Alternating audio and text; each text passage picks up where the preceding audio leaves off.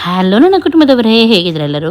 ಇವತ್ತು ನಾನು ನಿಮ್ಮ ಜೊತೆ ಶೇರ್ ಮಾಡ್ತಾ ಇದ್ದೀನಿ ಸೂಪರ್ ಆದ ಒಂದು ಸ್ನ್ಯಾಕ್ಸ್. ಖಂಡಿತವಾಗ್ಲೂ ಇದನ್ನು ನೀವು ಟ್ರೈ ಮಾಡಿ. ತುಂಬ ಈಸಿ ಉಂಟು ಹಾಗೂ ಎಲ್ಲರಿಗೂ ಕೂಡ, ಮಕ್ಕಳಿಂದ ದೊಡ್ಡವರಿಗೆ ಎಲ್ಲರಿಗೂ ಕೂಡ ಇಷ್ಟ ಆಗುತ್ತೆ. ಇದು ಕಡಾಯಿ ತಗೊಳ್ಳಿ, ಸ್ವಲ್ಪ ಅದರಲ್ಲಿ ಎಣ್ಣೆಯನ್ನು ಹಾಕಿ, ಇಲ್ಲಿ ದೊಡ್ಡ ಸೈಜ್ 4 ಈರುಳ್ಳಿಯನ್ನು ನಾನು ಹಾಕಿದ್ದೀನಿ.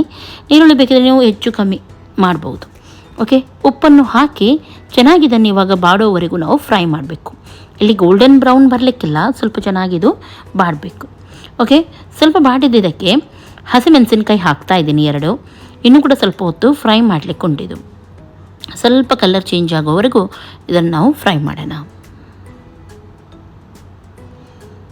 ಓಕೆ, ಇವಾಗ ಇದು ಚೆನ್ನಾಗಾಗಿದೆ. ಈ ಟೈಮಲ್ಲಿ ಇದಕ್ಕೆ ನಾನು ಕರಿಬೇವು ಸೊಪ್ಪು ಹಾಗೂ 2 ಟೊಮೆಟೊವನ್ನು ಹಾಕ್ತಾ ಇದ್ದೀನಿ.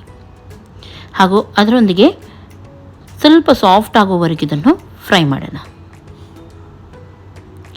ಇವಾಗ ಇದು ಸ್ವಲ್ಪ ಸಾಫ್ಟ್ ಆಗಿದ್ದೆ. ಇದಕ್ಕೆ ಜಿಂಜರ್ ಗಾರ್ಲಿಕ್ ಪೇಸ್ಟ್ ಸ್ವಲ್ಪ ಹಾಕಿದರೆ ಸಾಕು.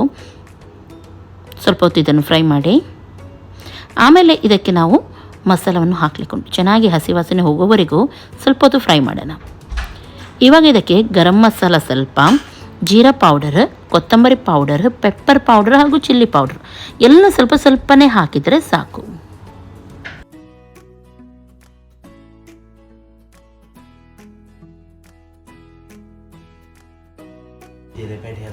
ಓಕೆ, ಇದನ್ನು ಚೆನ್ನಾಗಿ ಇವಾಗ ಫ್ರೈ ಮಾಡೋಣ.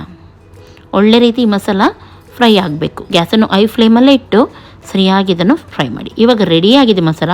ಕಲರೆಲ್ಲ ಕಂಪ್ಲೀಟಾಗಿ ಚೇಂಜ್ ಆಗಿದೆ ನೋಡ್ಬೋದು. ಕೊತ್ತಂಬರಿ ಸೊಪ್ಪನ್ನು ಹಾಕಿ ಗ್ಯಾಸನ್ನು ಆಫ್ ಮಾಡಿ. ಇವಾಗ ಇದನ್ನು ಸಪ್ರೇಟಾಗಿ ಒಂದು ಪ್ಲೇಟಿಗೆ ತೆಗೆಯೋಣ. ಉಪ್ಪು ನಾನು ಫಸ್ಟಿಗೆ ಹಾಕಿದ್ದೆ, ಹಾಗಾಗಿ ನಾನು ಹಾಕಲಿಲ್ಲ. ಆಮೇಲೆ ನೀವು ನೋಡಿಕೊಂಡು ಮಧ್ಯದಲ್ಲಿ ಹಾಕಿದರೆ ಆಯಿತು ಉಪ್ಪನ್ನು. ಓಕೆ, ಇಲ್ಲಿವಾಗ ಮಸಾಲೆ ರೆಡಿಯಾಗಿದೆ. ಇವಾಗ ಒಂದು ಪಾತ್ರೆಗೆ ನಾನಿಲ್ಲಿ 3 ಮೊಟ್ಟೆಯನ್ನು ಹೊಡಿತಾ ಇದ್ದೀನಿ. ನೀವು ಬೇಕಿದ್ರೆ ಜಾಸ್ತಿನೂ ಹಾಕ್ಬೋದು. ಅಂದರೆ ಜಾಸ್ತಿ ಮೆಂಬರ್ ಇದ್ದಾರಾದರೆ, ಅದು ಕಮ್ಮಿ ಇದ್ದಾರಾದರೆ ಕಮ್ಮಿ ಹಾಕ್ಬೋದು. ರುಚಿಗೆ ತಕ್ಕಷ್ಟು ಉಪ್ಪು ಹಾಗೂ ಅರಶಿನ ಪೌಡರ್ ಹಾಕಿ ಚೆನ್ನಾಗಿ ಇದನ್ನು ಬೀಟ್ ಮಾಡ್ತಾ ಇದ್ದೀನಿ. ಹಾಗೂ ಅದೇ ಕಡಾಯಿಗೆ ಸ್ವಲ್ಪ ಆಯಿಲನ್ನು ಹಾಕಿ ಇದನ್ನು ಫ್ರೈ ಮಾಡಲಿಕ್ಕೆ ಹಾಕ್ತೀನಿ.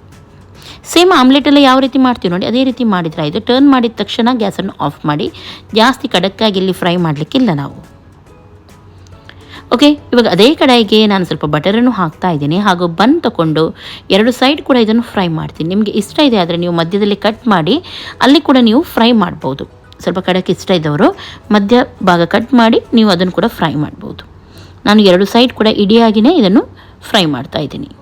ಸ್ವಲ್ಪ ಬಟರ್ ತಾಗೋವರೆಗೆ ಸ್ವಲ್ಪ ಫ್ರೈ ಮಾಡ್ತಾ ಇದ್ದೀನಿ ಅಷ್ಟೇ.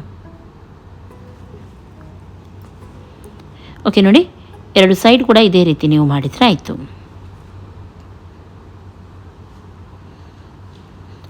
ಹೀಗೇ ಎಲ್ಲವನ್ನು ಮಾಡಿ ರೆಡಿ ಮಾಡಿ ಇಟ್ಕೊಳ್ಳೋಣ.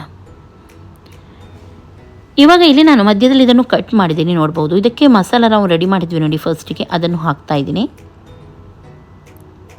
ಅದರೊಂದಿಗೆ ಮೊಟ್ಟೆ.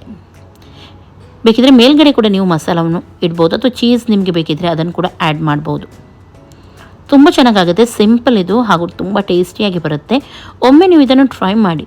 ಹೊರಗಡೆ ಯಾವಾಗಲೂ ತಿಂಡಿ ನಾವು ಹೆಚ್ಚಾಗಿ ತಿಂತಾ ಇರ್ತೀವಿ. ಮನೆಯಲ್ಲಿ ಇದೆಲ್ಲ ತುಂಬ ಸಿಂಪಲ್ ಮಾಡಲಿಕ್ಕೆ ಹಾಗೂ ಟೇಸ್ಟ್ ಕೂಡ ತುಂಬ ಚೆನ್ನಾಗಿರುತ್ತೆ.